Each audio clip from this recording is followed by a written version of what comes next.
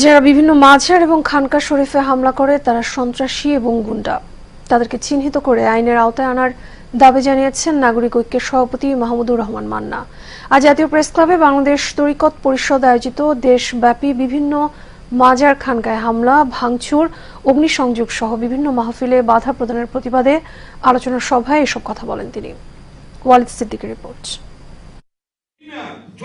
দেশব্যাপী বিভিন্ন মাজার খানকায় হামলা, ভাঙচুর, অগ্নিসংযোগ সহ বিভিন্ন মাহফিলে বাধা প্রদানের প্রতিবাদে জাতীয় প্রেস ক্লাবে আলোচনা সভার আয়োজন করে বাংলাদেশ তরিকত পরিষদ। আলোচনা সভায় অতিথিরা বলেন, মাজারে পূজা হয় না, মাজার ওলি আল্লাহর জায়গা, সেখানে হামলা নিক্কারজনক ঘটনা। সুফি দরবেশদের প্রধান ভূমিকা এই ইসলাম প্রচারে, গবেষণা দিয়েই প্রতিষ্ঠিত। সুতরাং যারাই ইসলাম প্রচার করেছেন, প্রতিষ্ঠিত করেছেন, তাদের মাজারাতে ভাঙতে যাওয়া, এটা তো কি ধরনের কাজ হচ্ছে। সকল দরবার আপনারা যদি মনে করেন যে আপনাদের উপরে জুলুম হচ্ছে, অত্যাচার হচ্ছে, অন্যায় হচ্ছে, আপনারা এই পয়েন্টে সবাই একতাবদ্ধ হন। নাম্বার 1 আমার হাম্বল সাজেশন আপনাদের একজন ভাই হিসেবে।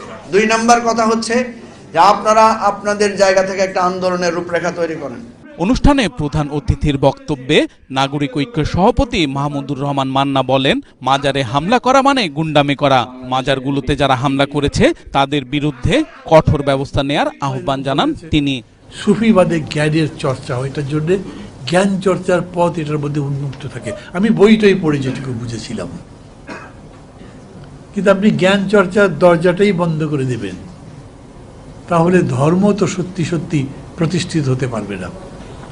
আমি যে গণতন্ত্রের কথা বলছি, সারা দেশ যে গণতন্ত্রের জন্য লড়াই করছে, আপনি যদি সংখ্যা লঘিষ্ঠের কোনো দামি না দেন, তারপরে নিষ্পেষণ চালান, তো সেটা তো ফ্যাসিবাদ হলো, গণতন্ত্র হলো না।